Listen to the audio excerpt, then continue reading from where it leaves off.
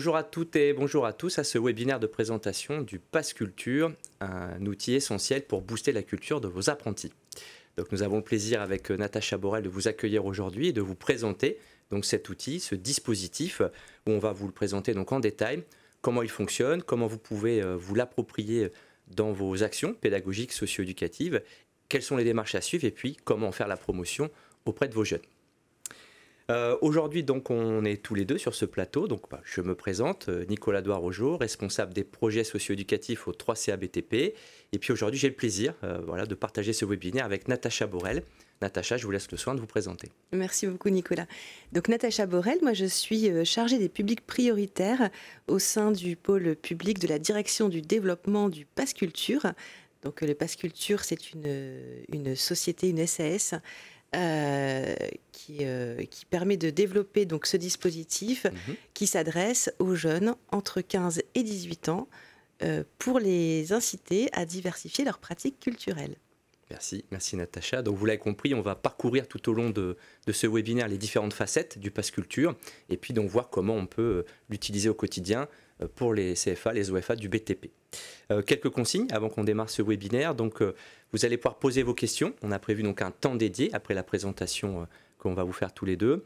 Donc il faudra noter vos questions au fur et à mesure de la présentation. Et puis on aura donc un temps dédié à la fin de 15 minutes pour répondre à vos questions. On le fera ensemble tous les deux.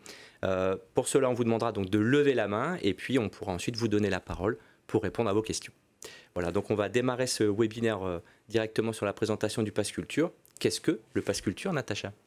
Donc, le Pass Culture, c'est bien ce dispositif qui permet donc aux jeunes entre 15 et 18 ans d'avoir accès à des offres culturelles près de chez eux ou de façon un petit peu plus éloignée, en France en tout cas, et puis qui leur permet d'avoir un crédit dont je vais vous parler maintenant.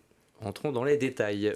Merci Natacha. Donc voilà, on vous projette cette première slide que vous pouvez peut-être commenter, Natacha, s'il vous plaît. Voilà, alors donc le crédit commence à 15 ans. À 15 ans, on a le droit à ce crédit virtuel de 20 €. Ensuite, à 16 ans, 30 €. À 17 ans, 30 € également.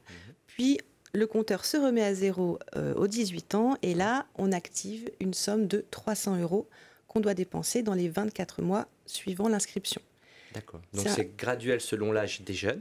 Oui. Et à 18 ans, donc un montant plus conséquent, 300 € à dépenser dans les 24 mois, comme les participants le voient sur cette slide. C'est bien ça, hein ? C'est ça. Alors ça, c'est important de le préciser. Oui. Il faut absolument s'inscrire avant ses 19 ans. Donc l'inscription se fait jusqu'aux 18 ans non révolus. Oui, c'est un détail sur lequel on attire votre attention avec Natacha, puisque parfois il y a une communication qui dit que le Pass Culture, on peut l'utiliser donc jusqu'à 20 ans. Mais en fait, pour cela, il faut bien s'inscrire au préalable à la fin de ses 18 ans, au plus tard. Voilà, et jusque 20 ans, pourquoi ? Parce qu'on peut utiliser le crédit dans les 24 mois qui suivent l'inscription, tout simplement. Très bien, merci pour cette précision. Est-ce qu'on peut rentrer un petit peu plus dans les détails, notamment de l'offre en fait thématique qui est très large, comme vous allez le voir avec la présentation de Natacha. Oui, ce qu'on trouve sur le Pass Culture, ce sont des offres culturelles et artistiques. Mais donc effectivement, ça signifie beaucoup de choses finalement. On a donc des places et des abonnements pour du théâtre, du spectacle, des festivals, aller voir une exposition notamment. On peut aussi s'acheter des livres ou des disques. On peut s'inscrire à un cours de danse, un cours de peinture par exemple, et on peut s'acheter du matériel des beaux-arts. Voilà, je ne rentre pas dans le détail, vous voyez la slide. Oui, c'est déjà très précis, hein. Vous avez ici donc les différentes thématiques et si vous l'avez bien compris comme moi, en fait, il y a à la fois donc des places, des événements culturels, mais aussi des biens culturels que les jeunes peuvent acheter, mais via l'application du Pass Culture, c'est ça là. C'est ça, ils réservent leur livre ou leur disque sur l'application et par contre, il faut vraiment qu'ils aient un contact avec le libraire ou le disquaire. C'est important pour nous. Voilà, ça se fait pas, c'est pas envoyé par la poste ou par colis. D'accord, on peut pas aller sur un site de livraison. Il faut toujours passer via l'application. Voilà, ça se réserve par l'application, sur l'application, et il y a cet échange qui se fait donc avec le commerçant, libraire ou disquaire par exemple. Donc on voit que c'est une application, on va y revenir après, on voit que c'est une application qui est centrale dans le dispositif.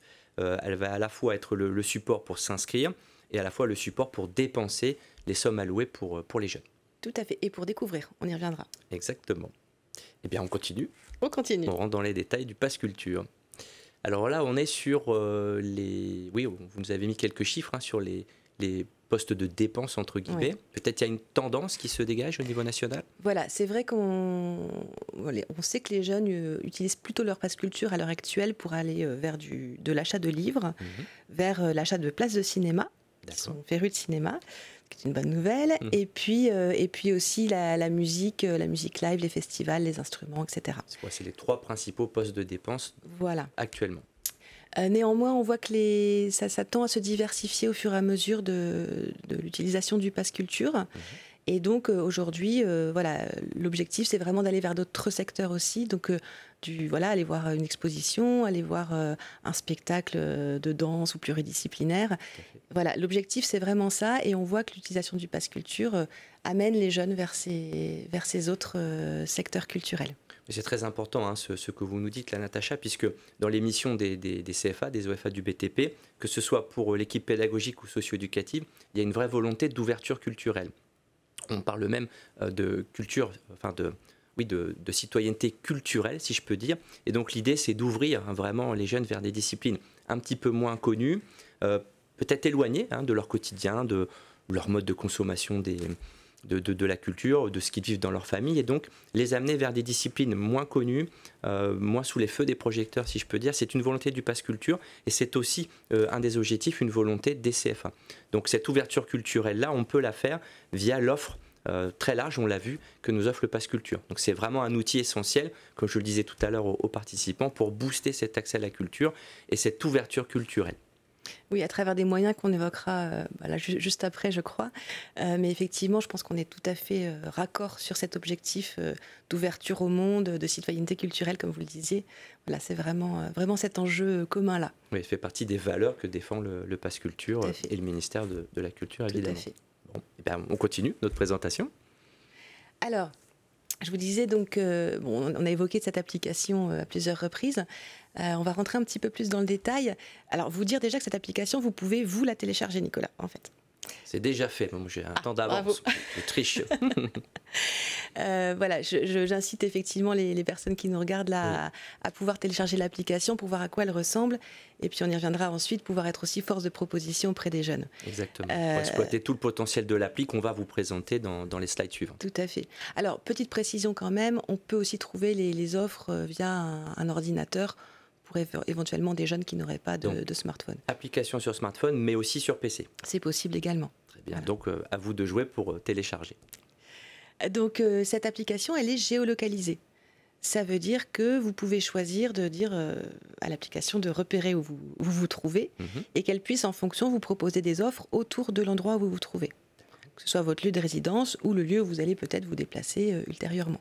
Oui, c'est très intéressant pour les jeunes, c'est-à-dire là où ils vivent, mais également là où ils vont en vacances, s'ils se déplacent le week-end. On a aussi pas mal de personnes qui sont en déplacement. Alors bon, en général, ils sont au travail, mais s'ils ont un temps un petit peu de détente ou de culture, ils peuvent utiliser l'application en dehors de leur lieu de résidence. Tout à fait.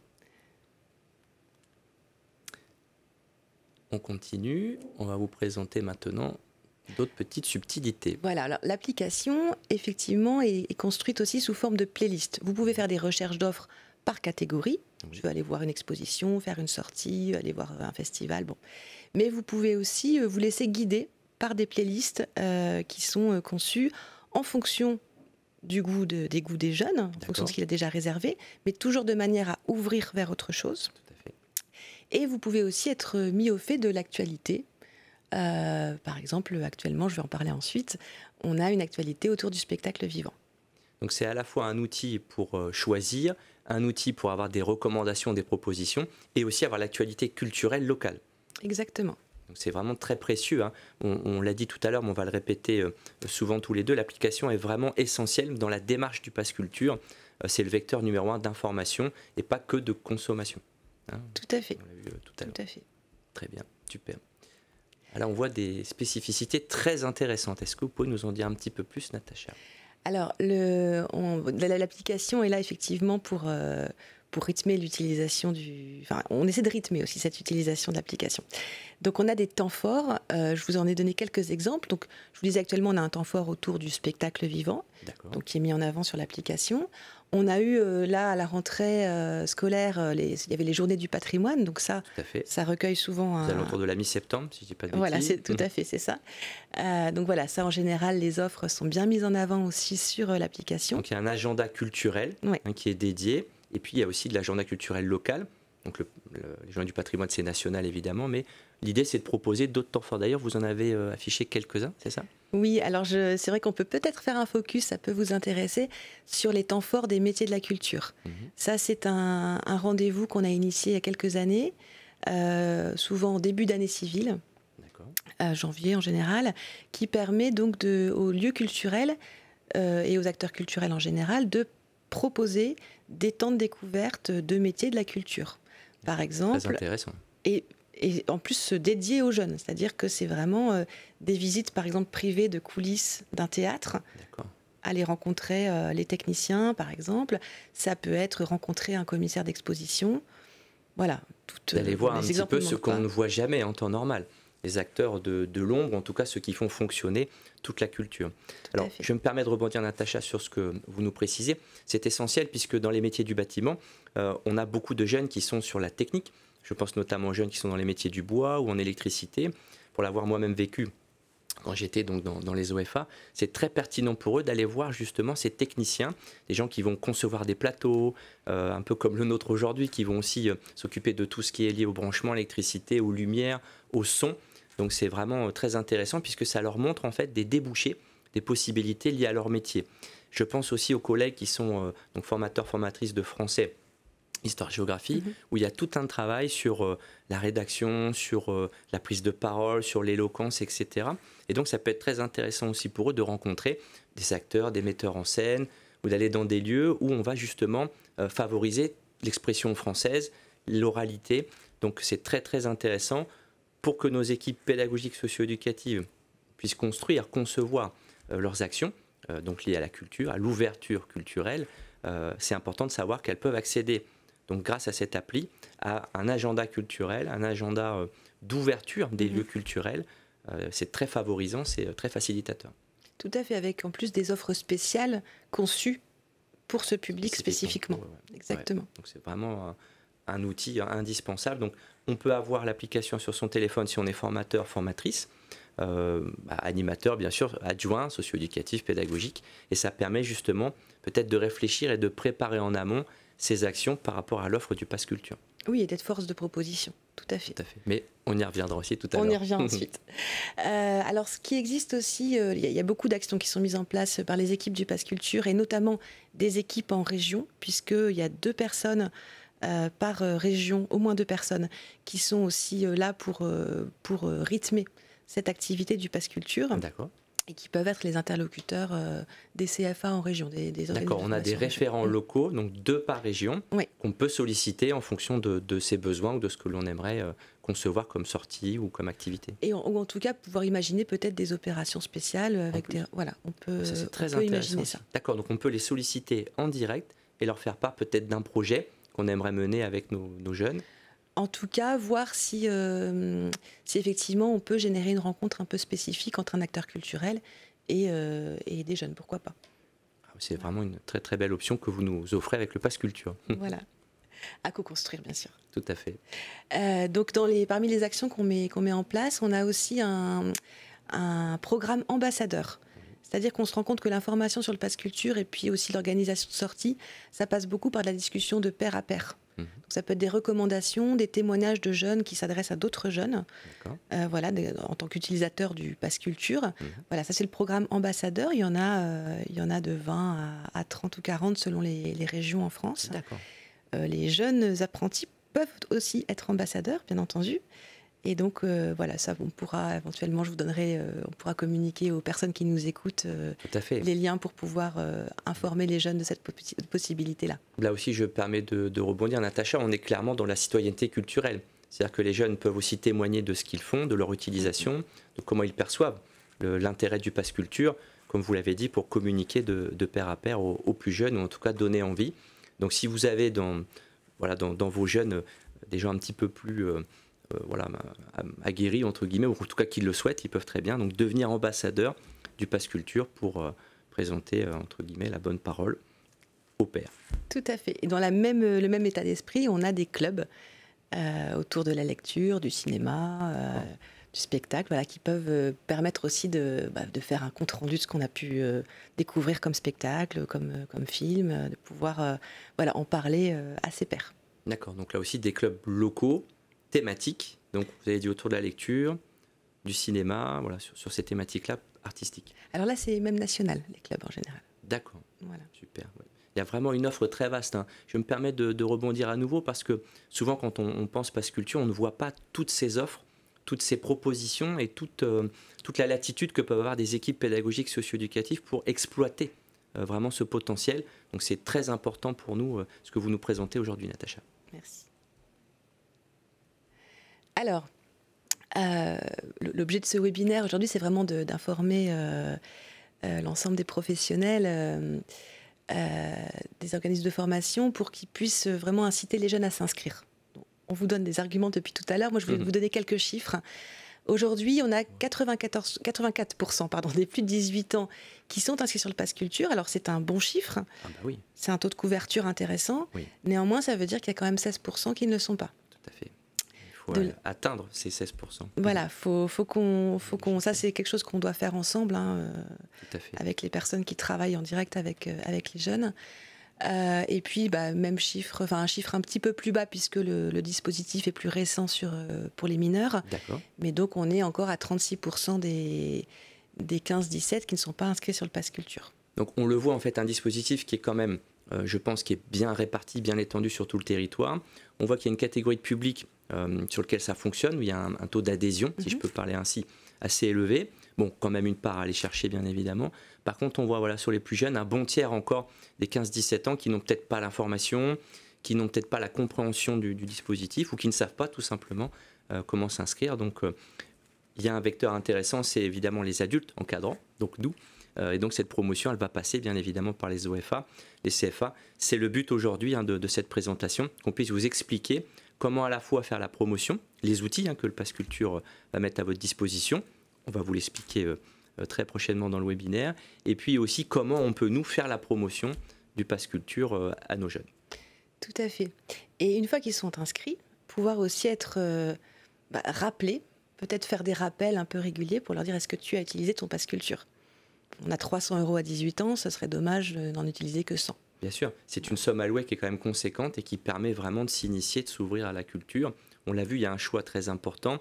Donc il y a une volonté, une politique volontariste de l'État. Donc c'est très intéressant, il faut l'exploiter. Tout à fait.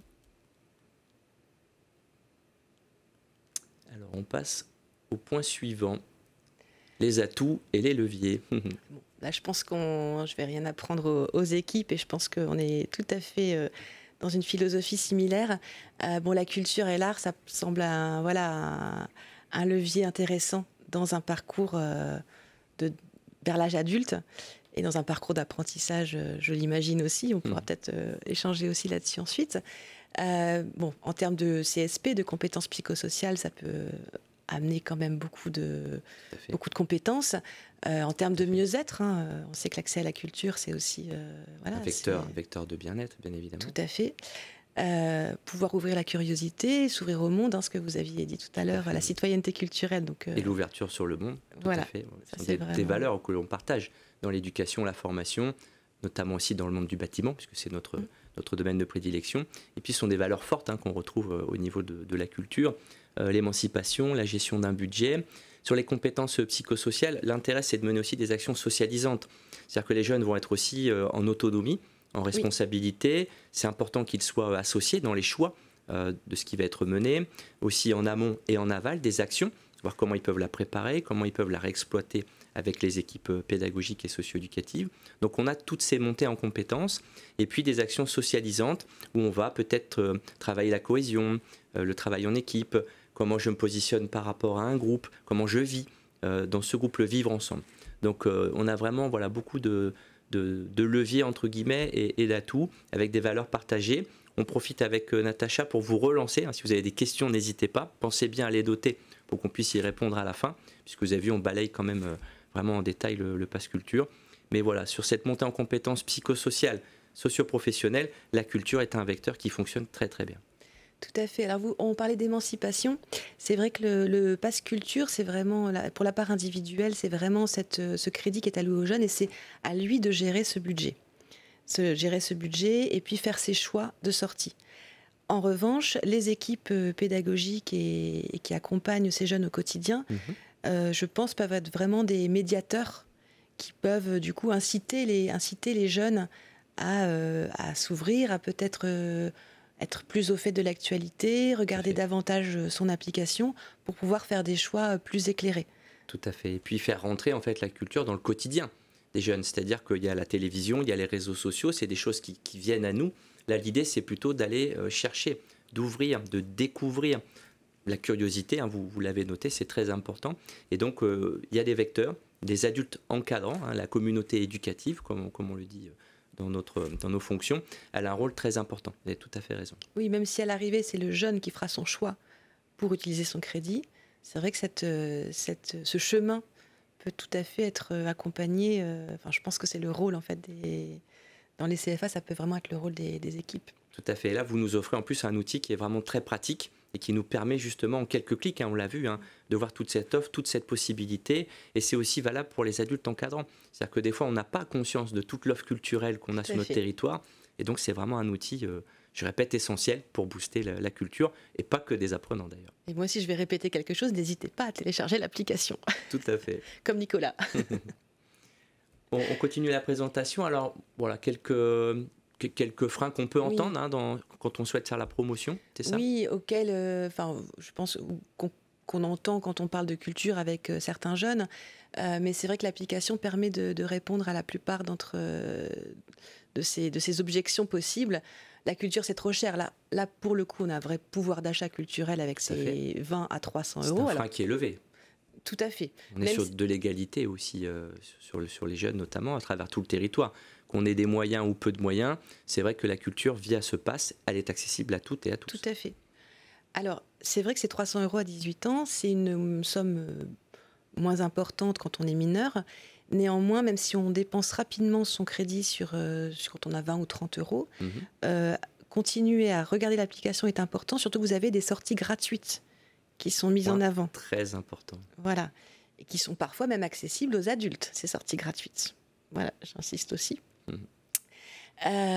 Deuxième frein possible, je ne connais pas l'offre. Là, je pense qu'on y a largement répondu depuis tout à l'heure. On vous donne des explications sur cette information autour de l'offre qu'on trouve sur l'application. La culture, c'est pas pour moi. Pareil, on parlait des opérations spéciales, des temps forts. Puis il faut initier, hein, c'est de l'initiation à la culture pour les plus jeunes ou les plus éloignés de la culture. C'est à inculquer, hein, on l'a vu. Et puis je pense que le fait de pouvoir rencontrer les acteurs, notamment dans les journées thématiques, vous en avez parlé tout à l'heure, ça c'est très important. Ça casse un petit peu peut-être cette barrière imaginaire en fait. Hein. Et puis le fait de pouvoir en 2 ou 3 clics choisir un spectacle. Peut-être là aussi on enlève les freins, Natacha, parce que des fois on se dit je ne sais même pas où acheter ma place. Peut-être il faut que je me déplace. Peut-être aussi il faut que je fasse là que ça va être long. Enfin, il y a plein de freins avec les générations d'aujourd'hui, peut-être ont une vision un petit peu différente. Et donc là, ça simplifie tout, ça facilite les choses et en quelques clics, on a accès à la fois en visuel et aussi pour réserver sa place en fonction de ses disponibilités, de ses horaires. Donc il y a vraiment beaucoup de facilitation, je pense, grâce à l'appli. Et vous l'avez dit, hein, on enlève tous ces freins avec ce pass culture. Tout à fait. Alors, ce qui est accessible autour de moi, on a parlé, hein, l'application géolocalisée, ça on va y revenir. Et puis, alors, petit point que je n'ai pas évoqué, je ne vais pas sortir seule. Alors là, plusieurs pistes de réponse. On a d'abord les acteurs culturels qui publient des offres sur le pass culture ont la possibilité de publier des offres duo. D'accord. Ce qui veut dire qu'un jeune peut tout à fait inviter une personne qui n'est pas concernée au niveau de l'âge par le pass culture, peut l'inviter au même tarif que lui à aller voir un spectacle. Ça, c'est très, très, très intéressant. Oui, je pense que c'est encore une fois une partie du pass culture qui est peut-être méconnue, voire même pas connue du tout du grand public. Donc, un jeune qui bénéficie du pass culture pourrait très bien inviter ses parents, enfin un de ses parents, son conjoint, sa conjointe, sa petite amie, et voire même son employeur ou son maître d'apprentissage, en ce qui nous concerne. Et donc, au tarif du jeune. Voilà. pour pouvoir profiter de cette soirée, de cet événement, de ce spectacle. Tout à fait. Quand l'acteur culturel qui publie l'offre a publié cette option. Donc on est vraiment là aussi dans l'information de l'offre sur le territoire. Tout à fait. Très très très intéressant. Encore une fois, c'est un outil vraiment facilitateur, on le voit. Alors, je ne vais pas sortir seule, j'en profite, on va peut-être le réévoquer. Peut-être aussi pouvoir, je sais qu'il y a des internes chez vous. Tout à fait. Enfin, dans les organismes de formation. Tout à fait. Ça peut être aussi l'occasion, si c'est une sortie en soirée par exemple, de se dire, bah tiens, peut-être une concertation dans un groupe de jeunes et de se dire, tiens, on va peut-être organiser cette sortie-là, on réserve tous la même chose et on s'y rend ensemble. Voilà, c'est une idée que je lance. Ouais, ce que vous nous expliquez en fait, il y a deux choses, parce qu'on a évoqué les sorties gratuites, et je voulais faire un focus, donc c'est l'occasion de le refaire là ensemble. Et puis, il y a aussi la facilitation, encore une fois, pour sortir avec un groupe. Parce qu'on vous parle en fait de la part individuelle de ce pass culture, et on essaye de vous démontrer, avec des exemples concrets, comment vous pouvez l'utiliser aussi. Donc on a parlé des sorties, des temps de journée, donc avec un formateur, une formatrice, un animateur, avec une action co-construite pour évidemment cette ouverture culturelle, mais c'est aussi sur des temps de soirée avec des jeunes qui seraient donc internes dans les hébergements, où on pourrait imaginer une sortie de groupe, donc sur une sortie gratuite, ou bien sur une sortie payante au tarif pass culture, où les jeunes réserveraient tous ensemble cette sortie. Alors les jeunes qui ont le pass culture et qui ont donc moins de 20 ans, qui ont à l'âge de 18 ans, qui se sont inscrits dessus. Alors, si on a plus de 20 ans, on peut quand même utiliser l'application et on peut aussi bénéficier des offres dont on a parlé tout à l'heure. Sur les sorties gratuites, je pense que là, il y a un levier très important pour vous dans les équipes socio-éducatives. C'est pour ça que vous devez télécharger l'appli en tant que responsable de service, animateur, formateur, formatrice. Ça vous permet d'avoir ces infos et de savoir quelles sont les sorties gratuites que vous pourrez proposer à un groupe entier ou un groupe classe ou bien un groupe d'internes. Tout à fait. Alors, à la marge, peut-être, on a quelques sorties gratuites qui sont vraiment dédiées aux jeunes. Je pense à certaines entrées dans des musées municipaux, par exemple, ou des musées en général. Donc, peut-être faire une petite vérification en amont, mais en tout cas, on a accès à cet agenda. Voilà. Et en général, je pense aux sorties pendant les GEP, enfin les Journées européennes du patrimoine, pardon. Un grand nombre de sorties sont gratuites. Là, pour le coup, c'est vraiment gratuit pour tout le public. Voilà. Ça, c'est très intéressant aussi de savoir qu'on a ce type de sortie, de proposition. Donc, il faut aller vérifier sur l'application et voir le public qui est ciblé par l'offre. Ou en tout cas, reprendre peut-être contact avec l'acteur culturel qui publie l'offre, vérifier que c'est gratuit et en tout cas organiser cette sortie. Et puis, pourquoi pas organiser une petite spécificité, une rencontre, un échange en amont ou en aval de l'événement, ce qui intéresse énormément les équipes et les jeunes dans les CFA. Tout à fait. Merci Natacha. Peut-être quelques précisions du coup sur l'utilisation, c'est ça, de l'application ? Oui, très rapidement, on l'a déjà évoqué, mais revenir sur cette simplicité d'usage. Donc voilà, on se connecte sur l'application, on recherche son offre, soit grâce aux playlists, soit par mots-clés dans un moteur de recherche, et puis ensuite on réserve l'offre pour se rendre sur le lieu où on va retirer son billet, retirer son livre, son disque. Très bien. Voilà, de façon très autonome. Oui, et puis on le voit, l'ergonomie est assez ludique, moderne, adaptée évidemment au public d'aujourd'hui, et puis elle est le plus intuitif possible. On le voit, on vous a mis quelques impressions écran. Okay. Merci Natacha. Tout en sachant qu'elle évolue constamment en fonction des remontées utilisateurs aussi. C'est une application qui a quelques années déjà, donc on voit qu'elle est déjà quand même aboutie, qu'elle est vraiment très simple, on l'a vu, d'utilisation, et puis personnelle, mais je trouve qu'elle est vraiment... Elle est très belle, on le voit, ce logo, je l'ai déjà dit à Natacha, c'est vraiment très très chouette. En plus, le petit bonus. Alors, quelques exemples de bonnes pratiques. Alors là, on est plutôt sur les bonnes pratiques pour faire la promotion du Pass Culture.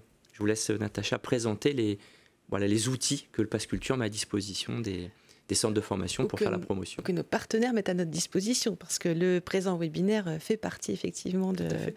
Merci avec encore, c'est un beau support d'information. Il se trouve que nous, on organise aussi un webinaire mensuel depuis quelques temps. Alors c'est assez récent, mais tous les mois, nous organisons depuis le mois dernier donc un webinaire, un rendez-vous pour toutes les personnes qui pourraient par exemple pas nous suivre aujourd'hui et qui, même si ensuite on en parlera, ce sera rediffusé bien sûr sur votre site, mais souhaiteraient interagir avec les équipes du Pass Culture. voilà, il y a cette possibilité d'inscription à un webinaire dédié aux professionnels qui travaillent avec des jeunes. Donc, ça, webinaire mensuel dédié aux équipes qui accompagnent les jeunes. Aux équipes professionnelles qui accompagnent les jeunes, quelle que soit la structure. Donc ça, c'est un rendez-vous qu'on peut... Voilà, on s'inscrit de façon très simple via notre site. D'accord, très bien. On a aussi mis en place une lettre d'information trimestrielle qui vous tiendra au courant de bonnes pratiques mises en place, par exemple, par vous ou par d'autres structures d'accompagnement ou de formation. On pourra... donc ça, c'est une lettre, pareil, on s'inscrit à la newsletter via le site internet.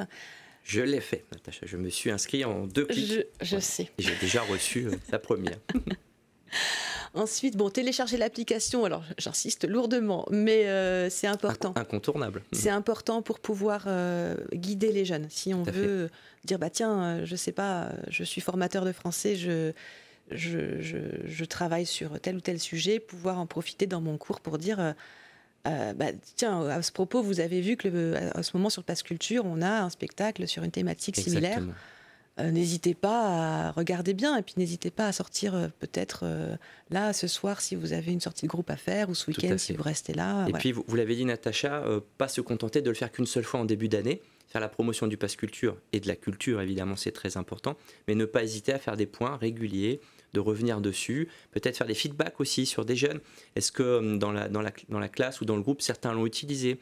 Quel spectacle vous avez été voir? Qu'est-ce que ça vous a appris? Qu'est-ce que vous avez ressenti?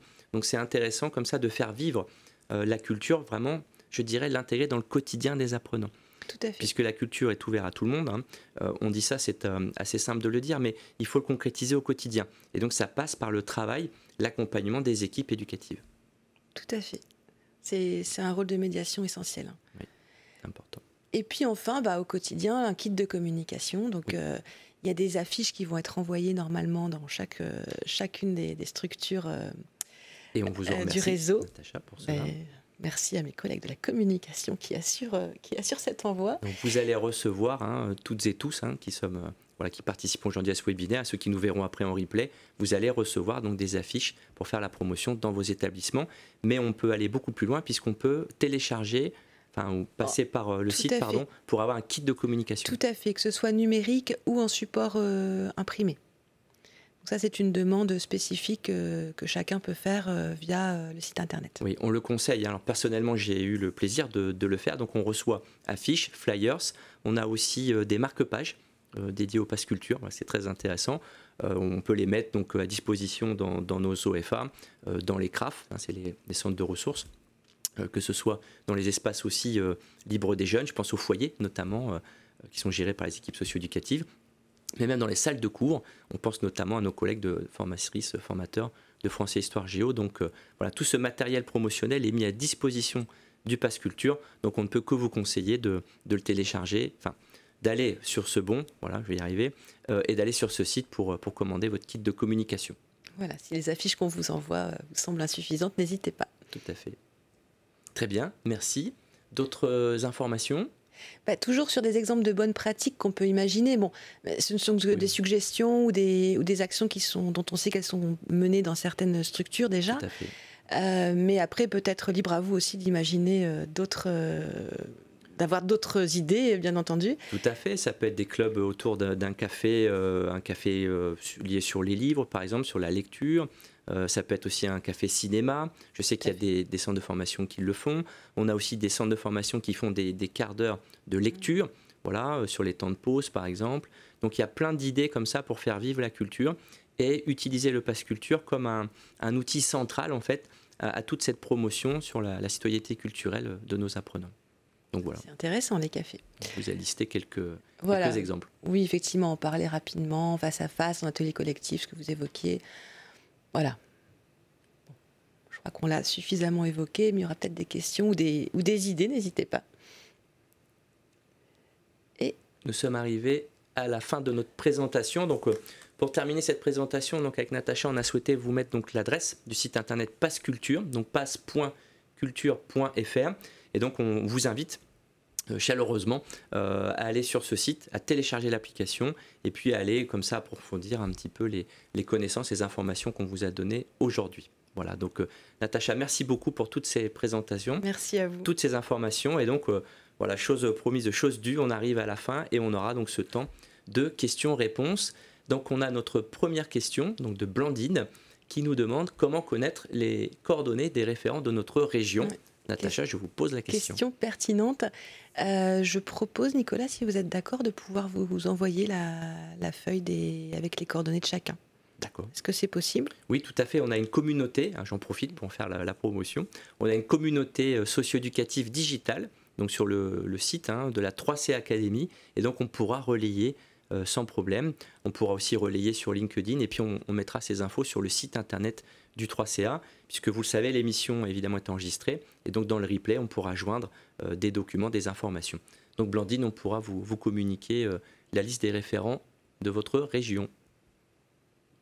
Est-ce que nous avons une deuxième question? Oui, nous avons une question qui nous demande comment organiser une sortie collective avec des passes individuelles.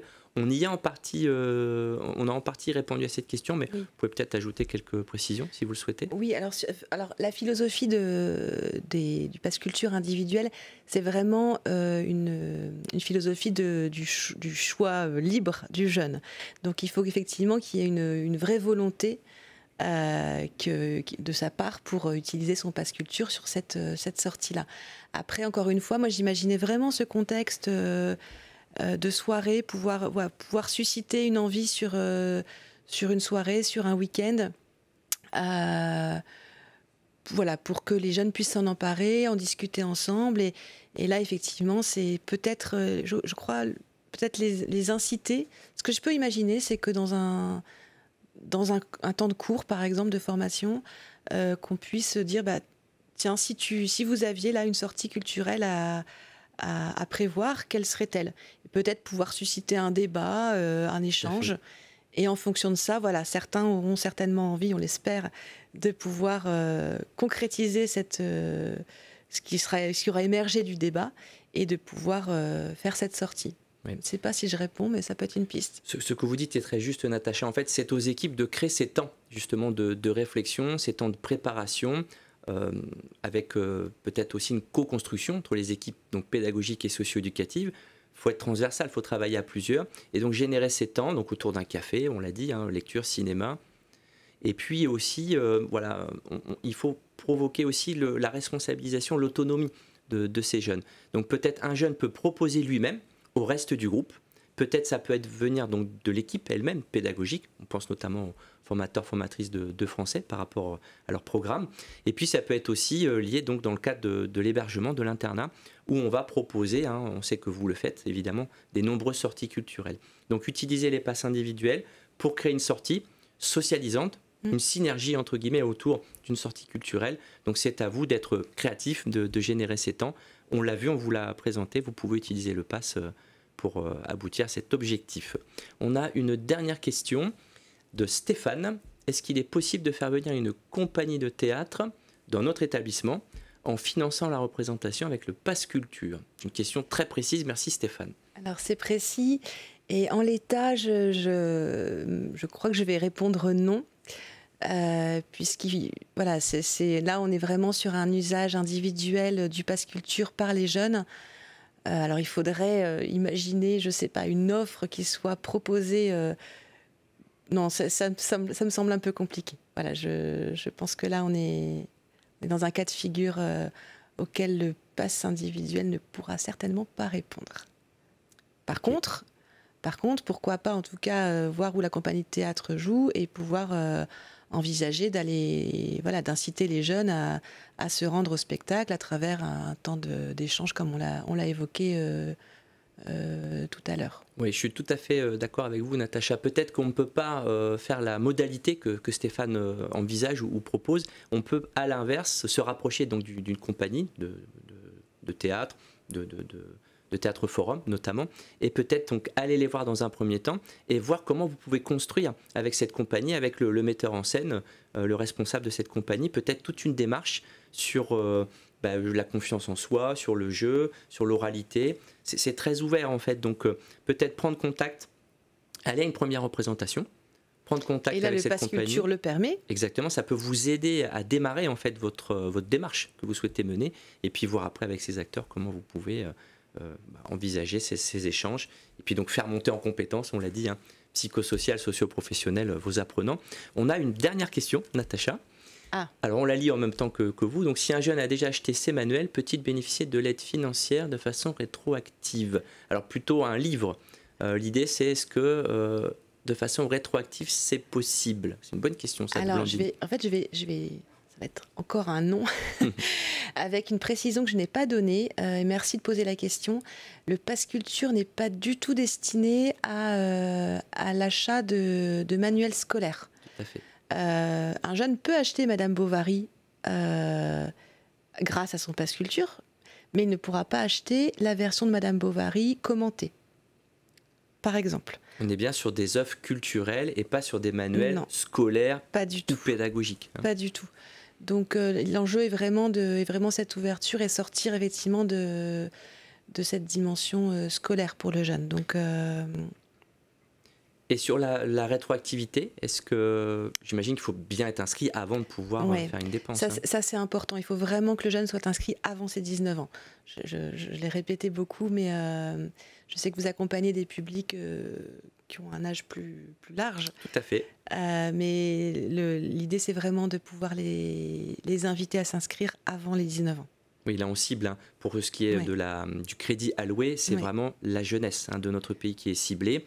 Et les gens plus âgés peuvent utiliser l'application pour tout ce qu'on vous a expliqué tout à l'heure. Hein, mais le crédit alloué, c'est aux jeunes, donc jusqu'à 18 ans. Il faut s'inscrire donc, pendant ces 18 ans, avant ces 19 ans, et on a 24 mois pour dépenser donc, les 300 €. C'est bien qu'on revienne dessus pour synthétiser avant la fin. Et une dernière question, puisqu'on a encore une dernière question. Je vais ajouter une petite précision, oui, pardon. Désolée, sur le montant qu'ont les jeunes mineurs, donc les 20, 30 et 30 €.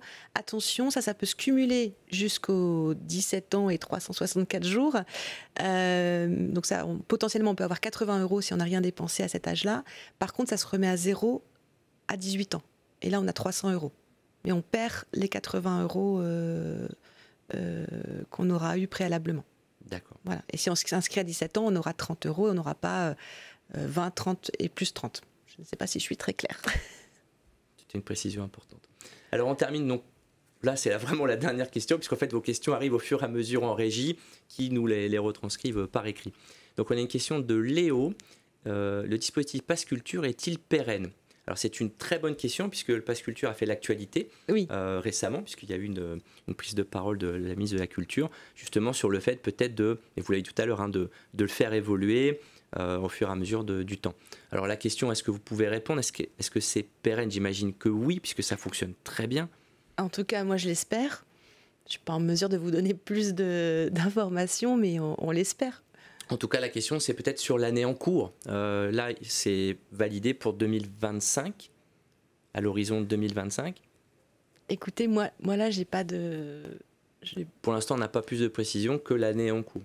Voilà, ce que je peux vous dire, c'est que là, à l'heure actuelle, ce qu'on a pu présenter est tout à fait valable. Il faut bien comprendre que c'est un dispositif national qui est lié à une démarche, en fait, politique. Sans dire de bêtises, il me semble que c'est une volonté du président Macron de mettre en place ce Pass Culture, puis ça a été piloté, mené par les différents ministres de la Culture. Donc il y a une tendance quand même assez forte sur les dernières années, mais c'est vrai que c'est variable, ça pourrait très bien évoluer, être modifié ou revu, mais vous n'avez pas pour l'instant plus d'informations à donner. Pas la main là-dessus. Voilà. Et en tout cas, c'est un dispositif de service public aussi. En tout cas, merci beaucoup, merci pour vos questions. Et puis merci Natacha pour ces réponses claires et précises. On arrive à la fin de notre présentation. Donc on voulait vous remercier, nous deux, pour votre participation, votre écoute attentive et donc la qualité des questions. On voulait aussi vous remercier pour votre engagement au quotidien, en fait, dans l'accompagnement des jeunes. Et puis donc sur l'ouverture culturelle, cette citoyenneté culturelle qu'on essaye de transmettre, qu'on fait vivre au quotidien. Et là, on vous a présenté, en tout cas on l'espère, de façon claire et précise, un outil indispensable que vous pouvez maintenant utiliser dans vos OFA. Et puis donc pensez à aller sur le site, demander ce kit de communication et puis aller donc voir les référents régionaux pour vous rapprocher d'eux et obtenir plus d'informations. Voilà.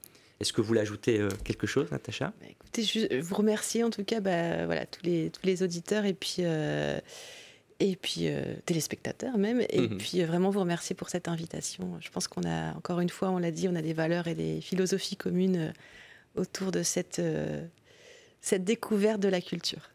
Tout à fait, éducation, formation, culture, il y a une forme de continuité entre ce que l'on vit au quotidien, ce que l'on vit en formation, et là on a vraiment un beau dispositif pour pouvoir l'incarner et le faire vivre. Donc merci à toutes, merci à tous. N'oubliez pas donc d'aller sur le site du Pass Culture, et puis vous aurez donc le webinaire sur le site internet, enfin le replay du webinaire sur le site internet du 3CA. On vous souhaite une excellente journée. Merci beaucoup Natacha. Merci à vous. Bonne continuation. Au revoir. Merci.